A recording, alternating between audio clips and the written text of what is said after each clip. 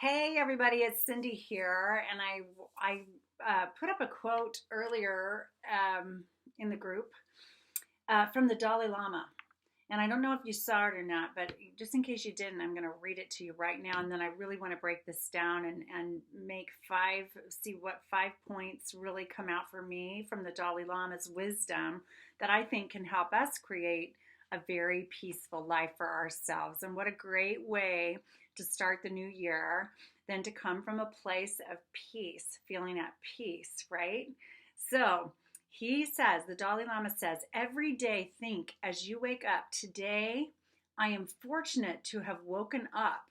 I am alive. I have a precious human life. I am not going to waste it. I am going to use all my energies to develop myself, to expand my heart out to others, to achieve enlightenment for the benefit of all others. I am all beings, of all beings. I am going to have kind thoughts toward others. I am not going to get angry or think badly about others. I am going to benefit others as much as I can. That is from the Dalai Lama. And, he's full of peace within himself. I once saw an interview of him years ago, and he was asked, what do you ever get irritated, like ever?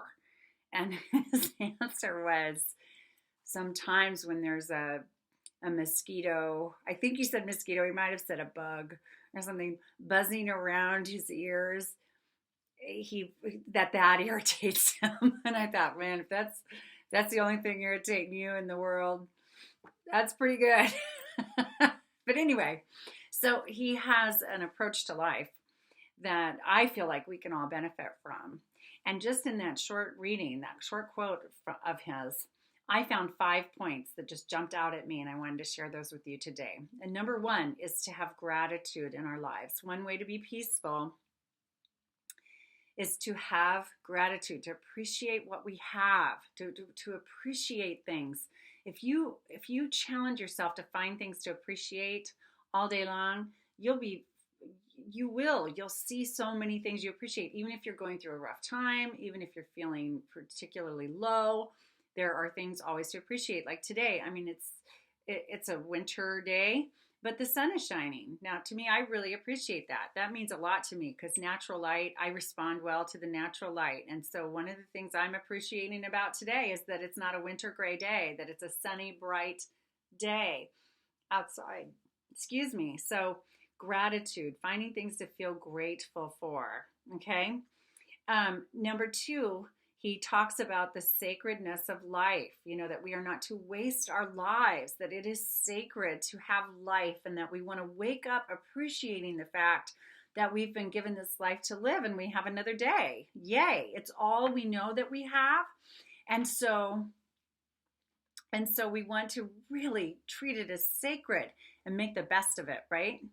And then number three, to grow ourselves. He suggests we grow ourselves, that we work on ourselves, that we strive to always be growing and learning. And I feel like I'm a student for life and of life, and I always am open to learning. I read a couple of books over the holiday break that I took, and it was so helpful. It was so inspiring. And so we want to think every day when we get up, gosh, how can I be my best self? Or what do I need to do to, really reach my full potential and that kind of thing. So always be open to learning and open to growing from your experiences, from other people around you, from whatever you have accessible to you. Remain open to how it can help you to bring yourself up a notch in your life in whatever way that feels really good to you. And then a fourth point he brings up is we want to benefit other people, to have a service mind, a mind for service to others. Like, how can we contribute to others? There's such a peaceful, wonderful feeling when you know that you've assisted another, you've supported another, walked with them, or aided them in some way, whether in friendship, or in practical supportive ways, or if you're in a service-oriented profession. There are so many of those. Whatever it is, this is how can we contribute to the community around us, the people around us. And when you have that kind of focus, you will feel such peace in your life when you feel so good about how you're helping other people. And then the fifth thing that he brings up in a couple of different ways is kindness, the importance of kindness toward others. And I want to add toward ourselves, that if we can be kind and compassionate, we don't have to agree about everything. We don't have to see things the same way as other people to be kind. But kindness matters. It really, really does. And this can play out everywhere, every scenario, right within your own walls of your home, with the people you live with, how you drive your car on the highway, how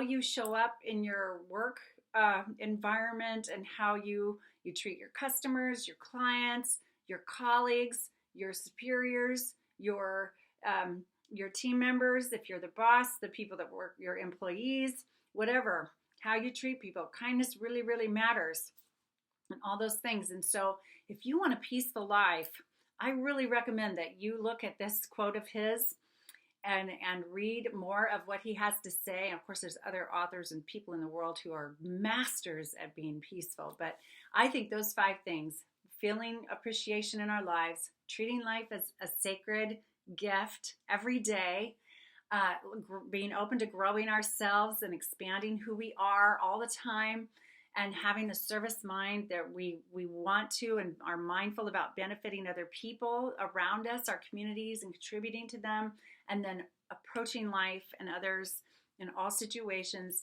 with kindness in our heart can make a huge, huge difference in how peaceful you feel in your life and the peace that you contribute to everyone around you. And so anyway, I wish you a wonderful, peaceful night, and I will talk to you again soon.